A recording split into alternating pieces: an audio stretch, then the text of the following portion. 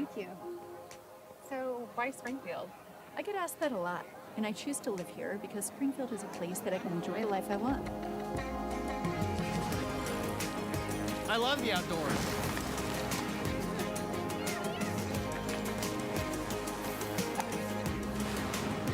We can be on the lake in just a short drive. It only takes me 10 minutes to get to work. Or off to anywhere in the world. I know my kids will be safe and well educated. There are really good job opportunities after graduation. I'm able to work remotely and create on a high level. The healthcare options in this area are incredible. The options for housing and cost of living are so affordable.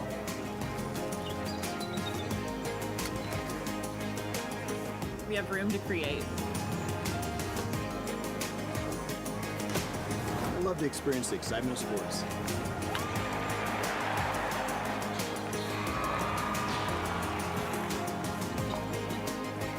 Can't beat the food. Or the drinks.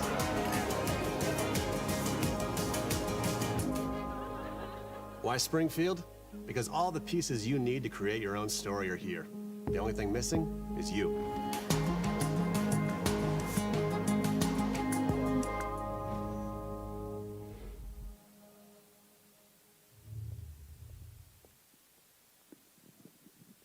Hey everybody, welcome to the 2020 SGF Forum.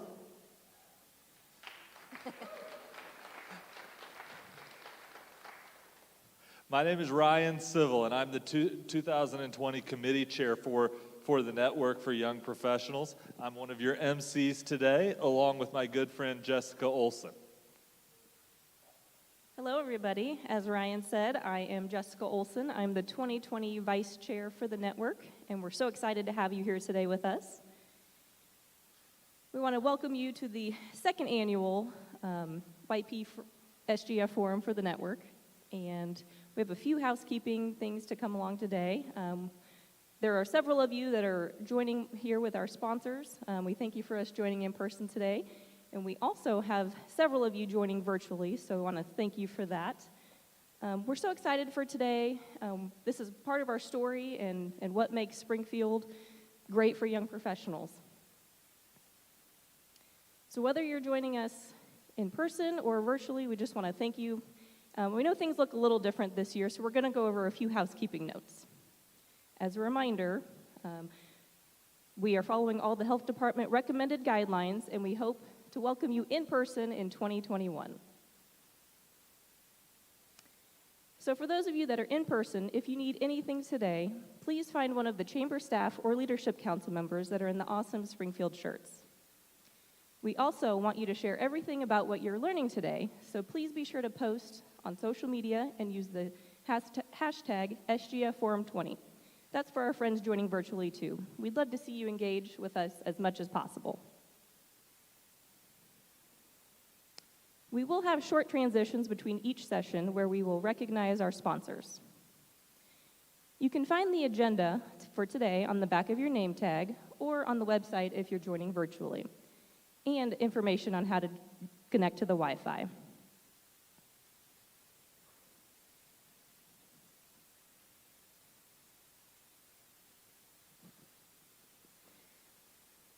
We are in compliance with our health department guidelines, and we ask that you, anytime you are sitting, are in your assigned seat, which is also located on your name tag.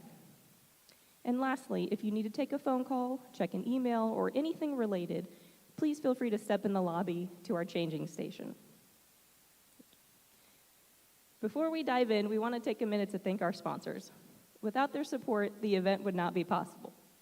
Ryan, take it away. Thanks, Jessica. Everything we do at the network is made possible by our sponsors, and so we want to make sure and recognize them today. Our presenting sponsor for the second annual SGF Forum is the City of Springfield, so let's give them a round of applause.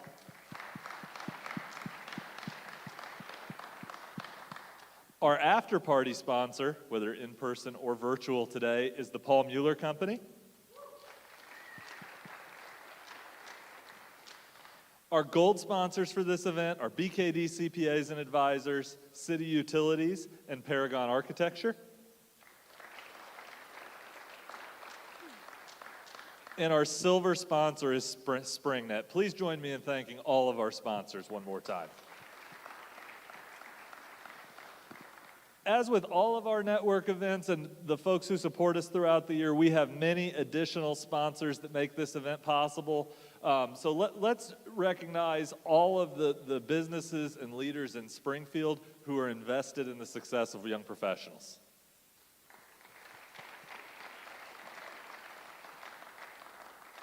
Well, I don't know about you, but I'm ready to get this day started. First up in the program today is Jason Roberts, who is our opening session keynote. So before we hear from him, please join me in thanking our opening session sponsor, Old Missouri Bank.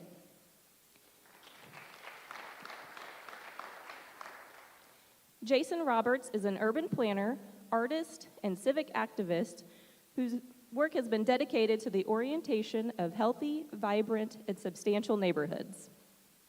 In 2006, Jason formed the nonprofit organization Oak Cliff Transit Authority to revive the Dallas streetcar system, and later spearheaded the city's effort in garnering a $23 million grant from the federal government to help reintroduce a modern streetcar system to Dallas. In 2010, Jason organized a series of Better Block projects, taking blighted blocks with vacant properties in Dallas and converting them into temporary walkable districts with pop-up businesses, bike lanes, cafe seating, and landscaping. The project has become an open-sourced international movement occurring everywhere from Melbourne, Australia to Tehran, Iran, and has been featured in the New York Times, Washington Post, and Dwell magazine. Jason has received a Champions of Change award from the White House, showcased in the 2012 Venice Biennale, and was listed in Plantagen's top 100 most urbanists. So please help me welcome Jason Roberts. Clicker.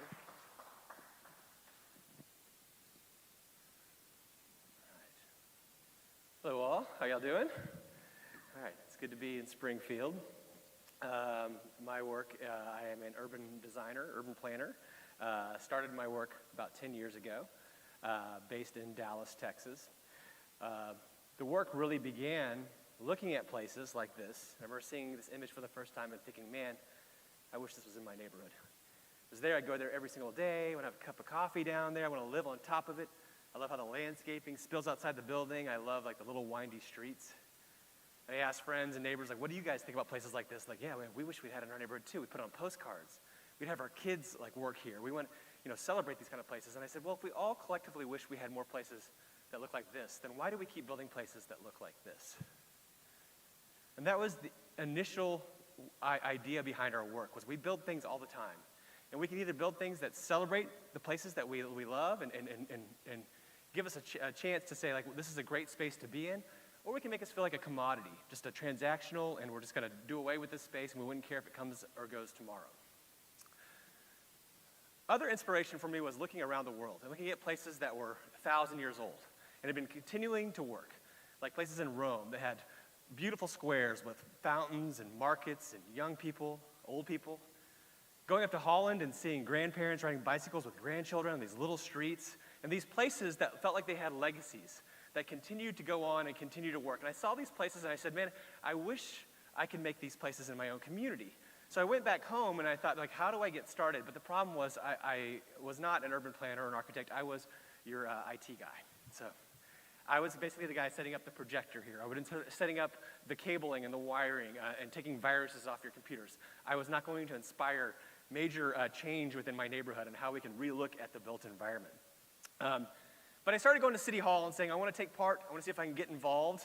And so I went and I talked to a lot of folks and my city council members, and they said, oh, that's great. You want to show up. You can get involved. We have lots of plans that we've done in the past. We have the Forward Dallas plan. We have the Downtown Dallas 360 plan that we worked on for the whole metropolitan area. We had a bike plan we made in 2011 and nobody ever did anything with. You can look at that for a while. Or, if you really want to, you can take a look at this 2035 mobility plan. I thought, wow, Dallas will be great in 2035. Right? I hope I can make it.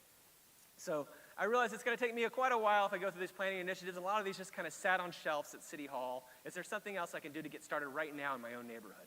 So to give you a backstory on my neighborhood, I live in a part of Dallas called Oak Cliff, which has historically been considered the bad part of town.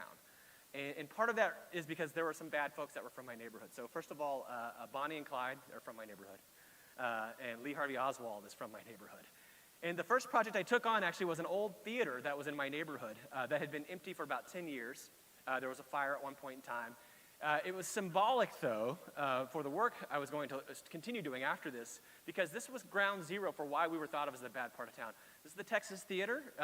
This is where Lee Harvey Oswald was captured after the assassination of JFK. The only reason it has a sign, or had the sign at the time, was because Oliver Stone built that sign for us as a prop for the movie JFK. There was a group trying to raise millions of dollars to fix up the theater, but they were like, nobody wants to come to the bad side of town. They don't want to give money to us. They want to just forget this part of our history. And I said, well, I want to get involved. I want to see if I can help. I don't have millions of dollars, but I have a few friends. And I was a musician at night as well, so I was involved with the arts community and came up with an idea. I said, why don't we bring 100 artists out, and we'll give them all canvases, and we'll have them paint inside of the theater. And then the next day, we'll open the theater up, and we'll turn it into this instant art gallery. So this is us inside the theater, and building these easels to put the artwork on. Minutes before about to open the doors, I started thinking this is going to be an abject failure. It's the middle of winter. We're in the bad side of town in a theater that's been closed for 10 years. But when we opened the doors, we had 700 people show up. And people came in and said, we've been waiting for somebody to open the doors and let us use this space again. And I thought, I'd been waiting as well. Are we all just recognizing that we have this shared problem and we just don't know where to get started? And that seemed to be the real case here. So in short order, I started going to the board meetings and say, look, I want to get more involved. I wanted to join the board. And within 3 months, I became the president of the Texas Theater. So I tell people, be careful when you say you want to help, because people will throw the keys at you. But the nice thing was, it got me understanding kind of the problems that existed in the area and realizing that all cities face kind of the same problems, and all places face the same problems. Like, we can fix any problem we want. The problem is it's just money and scale. It's a big problem, and we need lots of money. And what do you do when you don't have a lot of money and you have a large problem? So there's a great quote from a guy I've been inspired by named Jaime Lerner out of Curitiba, Brazil. He said, what you do is you have to manage the equation of co-responsibility. So you bring a lot of people in the mix. You give them a lot of small pieces to help work on together. So you fix it as a community. So what I did in this space was, first of all, we didn't have a screen. So I went online, I started asking friends, does anyone know where I can find an old movie screen? Somebody actually happened to have one in their backyard. So I hung a screen up, found an old projector, and we didn't have a sound system for the beginning, so we found pianos on Craigslist for free. And we started showing silent films and had the neighbors play the piano to the silent films so we could actually use the theater again. And after we exhausted the Charlie Chaplin catalog, we had enough money to save up for a sound system. All right, so now the theater is working. It's actually vibrant. It's been a major success in our neighborhood. While this was going on, I started looking at other issues I could start tackling in my community. I started pulling up old maps of my neighborhood. This is a map from 1929. I found it in the old library, and it is of our historic trolley car system. So when I looked at the neighborhood, I looked at these bold black lines, I noticed we had all these interesting commercial corridors nestled along the stops of these old trolley lines. And then the neighborhood was, the homes were all kind of behind these. So when we took out that streetcar, I realized that it actually did a lot of damage to us. Because first of all, like the Texas Theater, I had 650 seats, but I only had 35 parking spaces. This was not made for everybody to have their own car to go to the movie. This was made for us to use this streetcar system. So I started attending a lot of community meetings. We're talking about ways things we could do to get people to move back to the neighborhood, to buy houses, to start businesses. Everybody had their own ideas. Everybody would say, we need a Chipotle. If we get a Chipotle, everyone's going to move back to the neighborhood. And I thought, well, I've got this idea. Why don't we bring back that streetcar system? And people said, well, that's crazy. The streetcar's been gone for half a century, and I knew very little about streetcars. But because I was an IT guy, I knew how to make websites. So I went home that night, I made a fake website called the Oak Cliff Transit Authority. It looked really official. It had boards and news and history, and I had European trams on the front. And the next week, our newspaper came out and did a story saying, dreaming of the days the streetcars return. That's what Jason Roberts and other members of the recently formed Oak Cliff Transit Authority are hoping. But there were no other members. It was just me. But I had people call me in my neighborhood and say, we got a streetcar authority? This is great. I want to get involved. And I said, well, not really, but I'm advocating to bring it back. And if you're willing, I would love the help to see what we can do to bring this back to life. And the interesting thing is I had some great people call me in my neighborhood. I had a guy that's a civil engineer who said, I'm willing to donate 100 hours pro bono to a feasibility study for the streetcar. Then I had another guy who was like 80 years old who apparently was very famous around the country for being a notable individual for understanding the history of the streetcar system, so much so that he had enough parts in his garage to build a trolley car.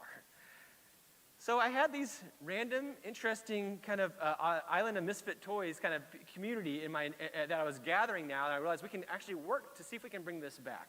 So while I'm working on that, I thought this is going to take, easily 15, 20 years. So what are other things I can work on?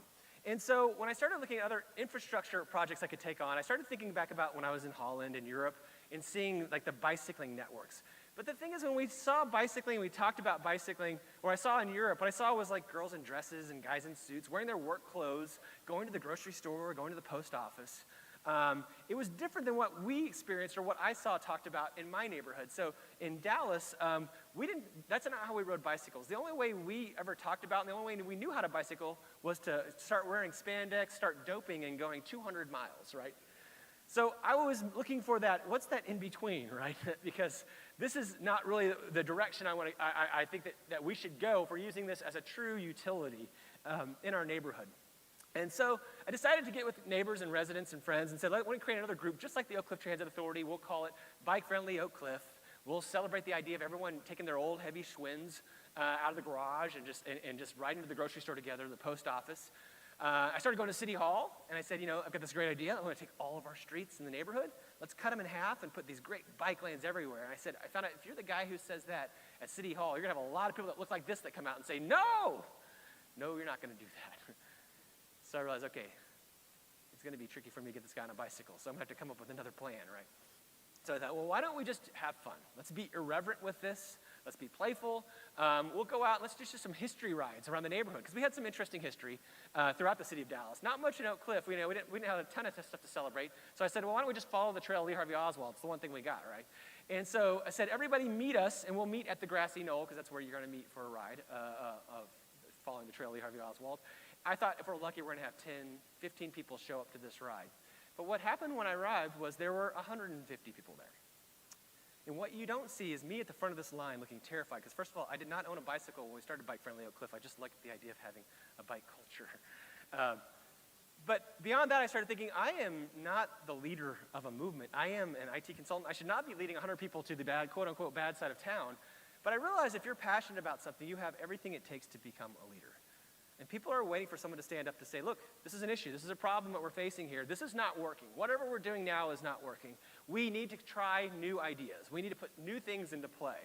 And so in short order, I had a lot of people get behind me and say, we're willing to help back you up if you're going to go push for this initiative. And so I had to learn how to take this group we had organized and put them into use to help actually improve the city. And the first project I took on was looking at my kids' school. So the interesting thing at my kids' school was no kids were riding bicycles. There was no bike racks even at the school. So I installed a bike rack and did a program where I created this little card and said, look, if the kids ride bikes to school for 1 week, this was in April, I'll punch your card every day that you ride. At the end of the week, we'll all go out and we'll get root beer floats together. I found out we went from having 0 kids riding bicycles on Monday to 100 kids by Friday. And all I did was create a punch card, right? So the interesting thing was I realized there was these small things you could do to actually create that culture and get people excited about that idea. The interesting thing now is, as we're not really the bike part of town, we just kind of kept telling people we were, and the interesting thing is now everybody who moves to my neighborhood, they feel like they have to buy a bicycle. They're like, I think I'm supposed to do this, I don't know why, and there are bike racks everywhere. So it's become a bit of a self-fulfilling prophecy. So I tell people you can often just kind of say this narrative and say this over and over again, and people eventually will be like, I guess we're supposed to be a bike community. As I started studying places and seeing what made places work and what places didn't work and trying to understanding what were the differences in these spaces, one of the facts that was pretty startling that came out that I learned from studies that were happening were that if you live in the wrong zip code, it can shorten your life by up to 30 years. So I was trying to get my head around, well, what is that? Why do some places feel alive? Why are they thriving? Why do people get involved and roll up their sleeves and and love these places? And why do other places start to atrophy and feel unloved and start losing their life? So the first project I took on was I had an old block in my neighborhood of buildings. This may look like some of the buildings you guys have, these great, beautiful old buildings, right? And many of these were empty. And I was trying to figure out why they weren't working and what we could do to rapidly bring them back online. So I studied the area, realized it was an old streetcar stop from the 1920s. We had changed those streets to one-way, high-speed streets because in the 60s and 70s, people started moving out to the suburbs. So we were trying to facilitate that movement, right? Getting people out of the inner city, getting them out to the suburbs. We thinned the sidewalks. We took the streetcar out. So since we took the streetcar out, we didn't have parking because everybody now needed a car to get to these places, right? And so we changed the zoning because you can no longer have a coffee shop in this space because there's not enough places for people to park at that point. So we can put in something like an H&R Block or something like that. And then we created all these laws and rules that either made it illegal or cost prohibitive to bring this place back to life. So you don't have to read all this, but just know we had rules that said if you want flowers on the sidewalk, it's gonna be $1,000 in permitting. If you want shade awnings over each window, $1,000 per window. And some of those businesses had 4 or 5 windows on the front. So, and then we had street cafes. If you wanted cafe seating, it was gonna be $1,000 times area, times market rate, times 85%, times 12%. I have no idea what that number is. All I know is it's really expensive if you're trying to open a small coffee shop, right? And then we had rules that said it was illegal to put merchandise on the sidewalk. So all that cool stuff you see when you travel in other cities, like clothes stands outside or bicycles outside of the bike shop, that was illegal. And then if you really want to kill your street life, we had a law that said it was illegal for crowds to gather on the sidewalk. And all those rules were from 1941. So I started asking people at the city, I'm like, well, why did we create all these rules? And they're like, we don't know, we made them for some reason, so they're obviously there and they're needed. And so I looked at that block and said, well, obviously it's illegal or cost prohibitive for us to do anything to bring this back to life. So what would happen if we took a weekend and we broke every law we possibly could? So that's what we did. We painted our own bike lanes. We added our own cafe seating. We brought out historical lights to reline the buildings. We put murals on the buildings. We took the empty buildings and put the businesses we always wanted. Bookstores, coffee shops, flower shops. We took those old car garages and turned them into art spaces for our kids. And then we printed off all the laws and rules we're breaking, put them in the windows, invited our city staff and our mayor, said, come out to our better block. And we thought, man, we're all gonna go to jail. And the city staff came out, mayor came out, and like, I don't know if we're supposed to be here, right? They looked around, they said, this is working so much better. There's hundreds of neighbors and residents are out. Everyone loves the space. They love being here. Businesses are working. We should have more of these things, not less. And so we started seeing the city start fighting for the work that we were doing. We need to have more places coming back online, more small businesses, more neighborhood destinations. And so this project was just a weekend. We just temporarily built it up. But afterwards, we started fighting to change some policies to make some of these things stick. So first of all, we said the zoning was changed to light industrial in the 1950s, 60s, so we wanted to go back to retail. We got that unanimously approved. And so after that, this was just less than 6 months after the project, but weeks after that it got approved, all those empty spaces on the bottom got leased up, all by local businesses in the area. So people said, that's great. But you did it when it was nice outside, right? It was springtime, but Dallas, it gets hot. 3-4 months out of the year, it can be close to 100 degrees. And I realized that a lot of people blame weather on why you can't have nice places. And the interesting thing is that the Danish actually have a saying. They say there's no such thing as bad weather, just bad clothing. But the point being is, there are places where it's really cold, like in Stockholm and Copenhagen. They still have a robust outdoor life. And what they do is they change the environment to make it feel warmer. They bring in heaters. They bring in tables with blankets and hot chocolate and mulled wines. And then we had other places where it rains a lot, like Portland. But they figured out a way to make it an inviting place when it's outside, when it's rainy. And then in hot environments, I found New Orleans is hot, Austin's hot, Seville, Spain is hot. People still go outside. So it's really just how we design these spaces, and we can make them more comfortable for people to want to linger in, regardless of the weather. So the first block I took on to challenge that theory, or test that theory, was a block in my neighborhood. This was at the end of August. It was 100 degrees outside. Same issues as the first one. I had a lot of empty buildings, wide streets, sidewalks on one side, no sidewalks on the other side. There's a pole with nothing on it. Just this gray ugliness, right? So I looked at this space and said, how do we cool this down, and how can we get more people into the area? And so what we did was we brought out 42 trees to create shade. 100 bushes to create pedestrian islands so people would feel safe crossing the street and it would slow cars down and beautify the area. We took the empty buildings and businesses that we wanted. We took old pallets from the trash. We made decks so people could sit outside. We painted our own crosswalks. You're not supposed to do that. We added tables under the trees, and people would just linger forever. And then we put bikes on that pole that was empty, because remember, we were the bike part of town. That's what we said. And so the interesting thing is people came out, and they would not leave. So yeah, it was 100 degrees outside, but under those shade trees, it's 85 degrees. And with a lemonade, that's great, right? And so this is a picture from the block and what it looked like. And the interesting thing is I tell people if you look at this picture, it looks like it's a rendering. The interesting thing is we'd had so many architects and consultants come in and give us renderings of the possibilities of our neighborhood that never got built. Again, they were all those plans I talked about earlier that got folded up and put on a shelf at City Hall and never built. And so the beauty of this work was we took the time and energy it takes to draw pictures and we just built it. And we made the place that people want to be in. And I found out people actually make their decisions based on their emotions, not on data. So I could tell them all the data points on why this place should work if I bring in more trees or if I change the width of the road. The thing is, if someone doesn't know these things and they don't really trust that or they're unsure about that, they're going to think the data sources are suspicious. So I realized it was more important for me to actually just mock up the space, have it exist in real time, watch how people engage with it, watch how cars go in and out of the space, because again, people are going to say, this is Carmageddon, it'll be the end of the world if you do all this stuff, but it wasn't. It really worked well. And people then could have a feeling, an emotion. And if that feeling and emotion was tied to something positive like joy, love, a love of place, it was a lot easier to get people buying into the idea of making these things permanent. Other things that we learned, too, from this work was the city of Dallas had this motto called Think Big. And the frustration on Think Big was we're going to do these moonshot projects. We're going to go in, we're going to spend $150 million, and we're going to try to bring in an Italian architect, and hopefully he's going to make a bridge that looks like a fish skeleton that you see all over the country, and that's going to make 100 little things happen all over our community. The reality was we turned that on its head, and we created a motto called Think Small.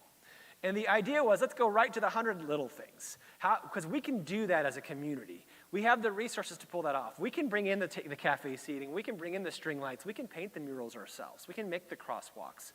And we can also find inexpensive things at the hardware store to transform the way people think about a space and look at a space. So first of all, I found out white duct tape looks just like the thermoplastic paint that cities use to paint stripes on the ground. I found out trash cans from the dollar store are $5, $6, $7. I can clad them and make them look like planters. I can take old scraps off our city buses, these giant advertisements, and I can turn those into crosswalks. And then I go to the city and say, this one intersection, it's too wide, too fast. We actually want to have a cafe environment around it. Nobody wants to sit beside it when it's fast and wide and cars are flying through and it's loud. We want to crunch it down, make it small, put lots of small little businesses around the edge. And the city said, that's going to take us millions of dollars and years to figure that out. And we'll say, don't worry about it. We'll take care of it on Saturday. And that was kind of the genesis of the Better Block work. It was this idea of we can gather the community, we can bring these resources together, and we can make these things happen in rapid order. People often ask me, like, how did you end up breaking all those laws and rules in broad daylight? I said, I found you can break any rule you want as long as you wear an orange vest.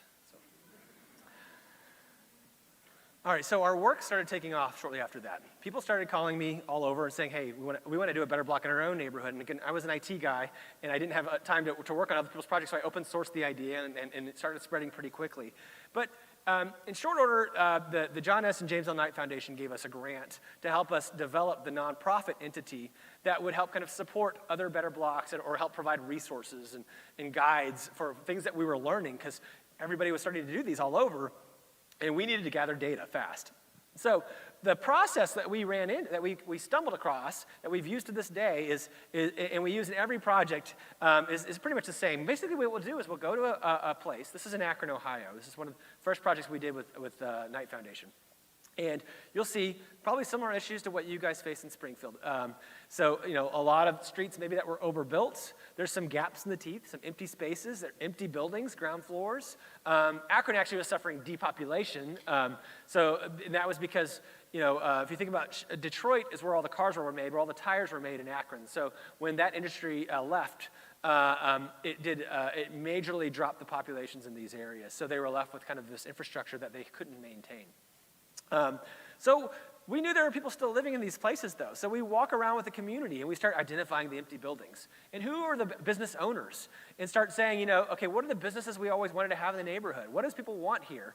And we start kind of making these maps and saying, okay, this building is empty here. It's owned by Joe, and Judy over here wants to start an art gallery. So let's see if we can prepare that for her. And then there's Tim over here wants to do a coffee shop. Maybe we can get that set up over here, and we'll meet the business owner. As a community, we'll help kind of empty out the space, paint it, clean it, get it prepped and ready. We'll talk to the landlords and say, look, we'll make this a open house, and we'll take out, because they're going to be worried about liability. So we took out an insurance policy and made them additional insureds, and we'll go in and then we'll take the excess street roadway that's too wide now at this point, and we'll add in great bike infrastructure as well and other things.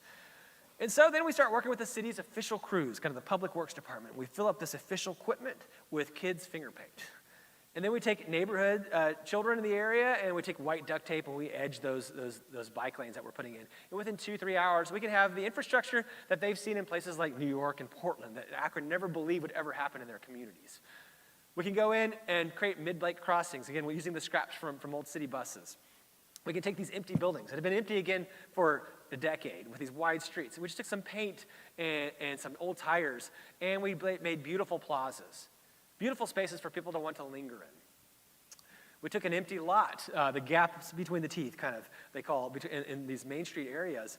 And this has been empty again for decades. We took just some soil, some volunteers, and some hay bales, and we made a beautiful public plaza for people to gather into. Again, this is just white duct tape and finger paint that we used to make this intersection more inviting, to make it safer for pedestrians, to slow cars down, and make it a place that people would want to linger in the first place.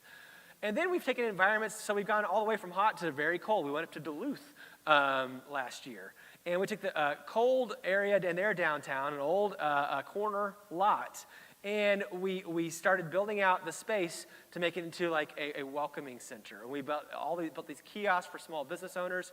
We brought out fire pits because it was cold, right? So we showed how people could linger outside even when it's cold. Brought out a hot chocolate food truck, made beer garden tables, and it became a place that people wanted to linger in.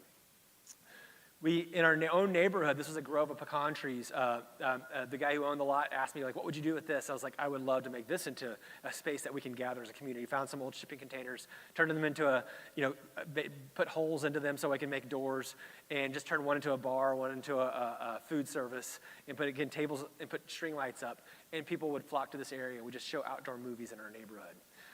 This was in West Allis, outside of Milwaukee. We took an area, again, that they said we want play areas for our kids, and we found just a bunch of old scraps, like old tree branches and things like that, and mulched the area, and we made it a passive play area for kids in the neighborhood.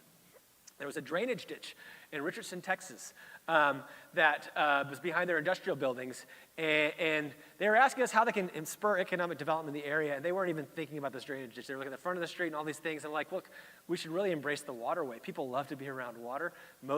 If you go to old European cities, you'll see they really built the cities around the waterways. Here, we actually turn our backs to them pretty regularly. So we just showed how you can actually face them again. And we made a bunch of bridges and trails on the back end so people could actually now embrace this area. And now the city just won an international award for this project. This was last year. And you're seeing the whole city think about now, instead of facing the street, turning around and facing this waterway. So it's a dramatic shift in people's mindsets on the possibilities in these spaces. This was also last year. This is in Toronto. Another space where we showed, let's make an area for bus lanes, better bike lanes as well, and make it colorful and vibrant.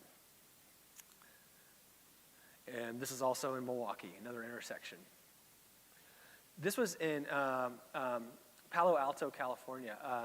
We were asked, this is a neighborhood, and at the end of this neighborhood street was this industrial area where these trucks kept rolling back and forth through. And they said, the community said, we want this to actually feel like an inviting place. We want it to feel like comfortable and like that it's supportive of the neighborhood and not like it's just kind of rushing through in and out. So we made a beautiful gateway. The sea is behind this space as well, so we kind of mimicked the waves of the ocean as well. More recently, we've been brought into areas to look at crime. This is a project we did in the city of Dallas where the Department of Justice brought us out and said, they said, we get the highest violent crimes in the city of Dallas are happening on this block. We're having 7, 8 murders a year happen here. So the sad thing was, too, there was schools right across the street from here. And children were walking through this area, and people were dealing drugs in the area, and there were a bunch of liquor stores. And they asked us, what would you guys do to make this area safer and feel better for the community? So we took this area, and we turned it into a plaza for the community as well. We brought in shipping containers. We turned those into a small pop-up kiosks. We created a stage, brought in tables and chairs, made swings for the community, put string lights up, upgraded the furniture in the area, and again, put welcome signs everywhere. That project was a 12-month project. It's wrapping up this month, but we have seen a reduction in crime on the block. The rest of the city has seen an increase in crime. This block, the police have said there's been no crimes happening. So it's been amazing to see just the redesigning the space alone has had a dramatic effect on the way people feel about the place. And the kids feel safe going into the area. We've had all kinds of like food services brought in to help the homeless. We've had campaigns for helping people get COVID testing and everything else there. So it's been really, really amazing for the community. And then we've also, we created this nonprofit. So what we do is we publish a lot of our ideas and we put them online. So you can go online right now. You can download our recipes for our green bike lanes or for the plazas that we've created. So you can make them yourself. But one of the other issues we faced whenever we were looking at places was, again, this is a large problem when you're dealing with a block, a city block. How are we going to infill a city block to fix it? So I started looking at different technologies to figure out, can we bring technology into the mix, go back to the IT world that I started in, and started really getting interested in the idea of using digital fabrication. And what was exciting about digital fabrication, you guys might think of 3D printing. There's also laser cutting, CNC routers. Basically, it's almost like these robotic devices that are going out and either additively or subtractively cutting out these spaces or building up these things for you. And this is the future of manufacturing. So it's pretty fascinating because right now, you get something made overseas, it sits in a warehouse, it goes on a boat, sits in another warehouse, and it comes to you. The digital fabrication model means you just bring some of the raw resources into your space, and then this unit will kind of assemble them for you, and then you can build things on site. So it's cutting out a lot of these other steps. So it's kind of bringing that fabrication back to the States again. So we really got into the idea of CNC routers, and these are basically, imagine printers for wood. You put a sheet of plywood on it, it has this basically like a robotic arm almost that goes in and cuts out these shapes. And you can access these anywhere. I guarantee you there's probably 10 within a 3-mile radius of us right now. You can see them in maker spaces and fab labs and things like that as well. So I had seen people in Europe making houses with this stuff. And it's basically just imagine like one of those 3D puzzles you see. They are assembling these puzzle pieces together and making cool things. So we created a library that we called our Wiki block library. Open source, it's free. You guys can go on the website now, download any of these designs, and that allow you to make public space furniture right now. So this is just some of the tables and chairs we have up there that you guys can download. Most everything you see there is just a single sheet of plywood, but basically what it looks like, you go online, you download the file. The file looks like this. Got all these shapes, right? And you have the computer run it, you put the sheet of plywood on, it starts cutting out these shapes. You can go off, have a cup of coffee, come back in 45 minutes, and you'll have a cafe set, 2 chairs and a table. No glue, screws, or nails, all friction fit put together because it's precise, because it's a computer, right? And then I can upload this file and I can go to any city and make cafe sets. And I can do that in 45 minutes. So imagine if I can do that in 45 minutes, what I can do to a city block in a week with a community. And so we've designed a lot of things now online that you guys can download and start going in and retrofitting your spaces. We've got bus stops you can download. We've got bike racks you can download.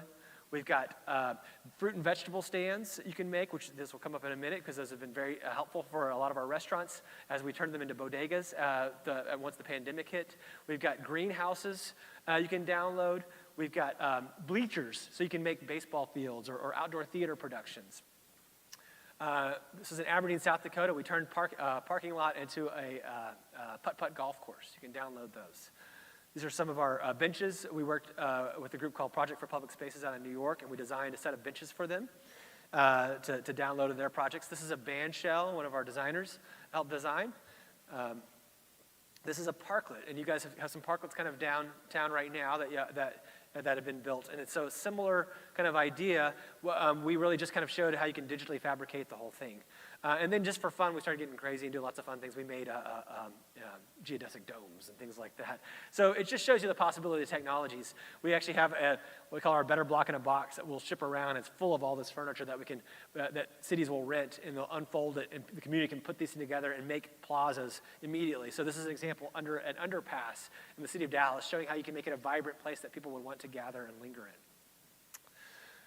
So the pandemic hit, and we were left in kind of a tough spot, because the Better Block was kind of all about having people gather, right? And at this point now, we're looking at like, well, what do we do in this situation? We can't have people gather right now. The interesting thing is the technology that we were using to transform spaces could also be used to help other things as well. So the first thing we got involved with, this was within 48 hours after kind of the call for all the shutdowns were occurring and the quarantining, and said, well, we're noticing the hospitals don't have face shields. They're running out of these PPE devices. So looked at our equipment behind us and like, I think we can make face shields ourselves. We found some guys in Europe that were making with 3D printers, but 3D printing is actually a slow process. And you know, for one face shield, it's gonna take you about 3 hours to make. But we found some plans online for some guys that were trying to do it with a CNC router. We took their plans and we modified them and made it easier for us to work with. And we realized that we can make a face shield in about 7.5 seconds. So we turned around and we got a grant from the United Way, and we started making these face shields. And we started providing the face shields for all of our major hospitals. So in Dallas, it's Parkland Hospital, Baylor, Methodist Hospital. Those fruit and vegetable stands that we made for communities, for pop-up markets, well, we started giving those to restaurants so they can turn their restaurants into bodegas and grocery stores. We started making the parklets like you guys have here. We'd made them in other cities before, and we just really thought this is a chance for us. The city of Dallas was trying to figure out the policy on it, like let's just build one, and so they can experience it and see the possibilities with it. And right now, actually, we've got a social impact LLC we've made that's making these series of brackets so you guys can rapidly make these parklets or make rooftop desks for shipping containers and things like that. So this is an organization that we built in order to start making products from the things that we're learning to help fund and support the nonprofit. And then we started creating all these open streets programs that people can go in, and we first worked with Kansas City on this, and then we started deploying this in the city of Dallas, and we actually have worked in Ireland on this project as well, where we basically give stencils and other things for a community to go take their neighborhood street and put road closure signs up that limit pass-through traffic, so neighbors and residents can get in and trash trucks can get in, but we don't want just anybody using this as a shortcut through the neighborhood. And so now neighbors and residents can have more open spaces to go and play and enjoy this space right now, because we're looking for spaces to be in right now. Oh, let's see, oops, that was this, I'm sorry. And then more recently, we've started deploying a series of these hand sanitizer stations around the community. Again, these are just digital fabricated files that we've downloaded, we've uploaded online. The nice thing is, though, too, with this work, is we can go to our local high schools, work with the kids in the neighborhood, and show them how they can take these files and download them and modify them. It's open source, so because of that, they can make them better. They can see the things that we did wrong, or ways that they can improve upon them, or make them fit more custom to their own communities. And so we have these initiatives now with the schools where we're teaching them to use this equipment, and they can go start, again, repairing their own schools and their own city blocks. This is in Florida, us working with kids and showing them how they can bring benches back to their parks that were missing. Now that Better Block that I started back in 2010, in April, started getting a lot of attention. A lot of people started reaching out and saying, we want to do this. And again, I was an IT guy at the time. I didn't have time to work on Better Blocks into the community. So again, open sourced it, put it on the web so anybody could do this. And in short order, it started going all over the place. So, and then all over the country. And then within a year later, it started going around the world. It went all the way from Melbourne, Australia to Tehran, Iran. And when I tell people, the people in Tehran, Iran called me and asked me about breaking laws, I was like, I don't know about breaking laws in Tehran, Iran. But I think your stakes may be a little higher than ours. All right, I'll go back to the trolley car, the streetcar story, because people ask, like, well, what happened there? So this is my part of the small group I had gathered to help us do the streetcar project. And this is us in Portland. We met with officials in Portland who brought their streetcars back. And they said it took us 15 years to bring this back. It was a struggle. A lot of people didn't understand it. They say, why would you do this? And they had to do a lot of advocacy campaigns, and they had to kind of show why this would be beneficial to return. And a lot of it was because they didn't want to erode anymore the downtown environment, because the only way you can fit cars into the space was to tear down historic buildings. And then you're going to make parking these surface lots. And all you're going to do is kill the goose that laid the golden egg. You're going to make the place that people don't want to go to in the first place. Because we're just trying to accommodate this use for somebody into the space. And so the struggle there for us was like, if we can bring the streetcar back, maybe this would help save our old buildings as well. And so we're meeting with those officials, and then we go back home in Dallas, and we start looking for grants that we can apply for. And we found a grant that came out in 2008. This was right during the height of the recession. And there was a grant called the Tiger Grant. And it was built to basically stimulate the economy and to get jobs happening, get things happening. It was looking for shovel-ready projects. And so we didn't really have a shovel-ready project. We kind of said we had a shovel-ready project. But we talked to the city, and we said, hey, we want to apply for this grant. It's called the Tiger Grant. And they laughed at us, and they said, okay, Oak Cliff Transit Authority, apply for all the grants you want.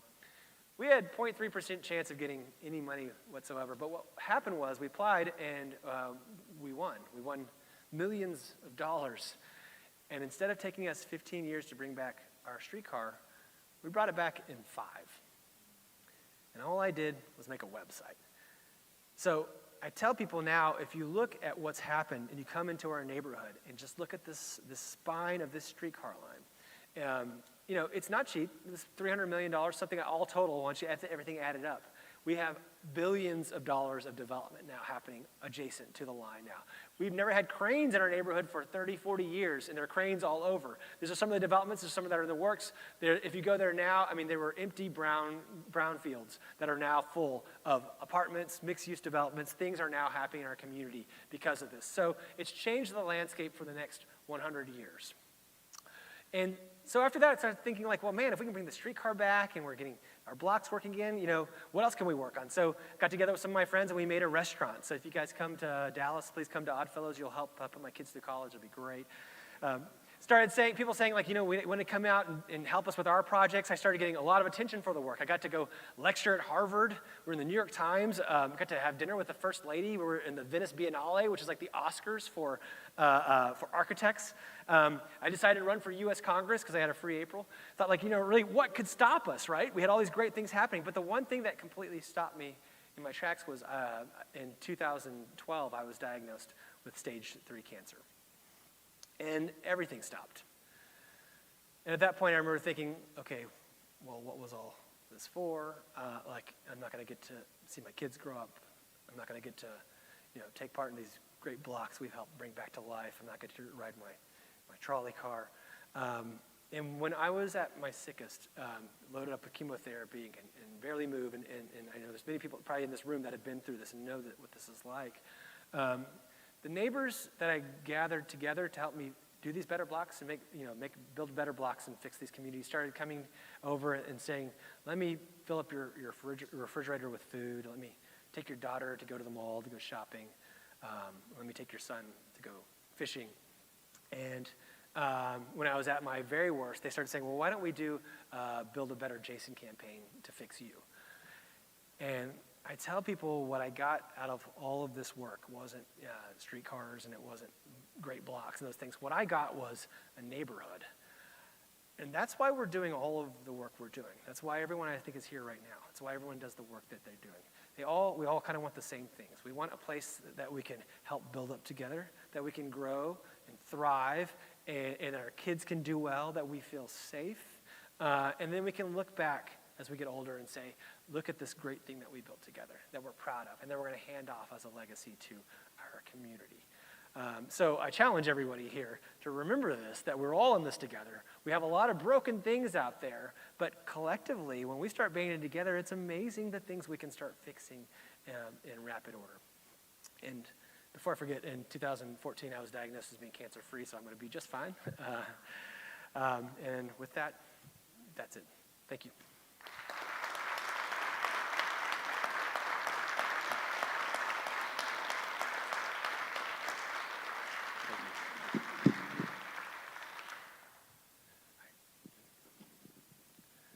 Jason, thank you so much for being here.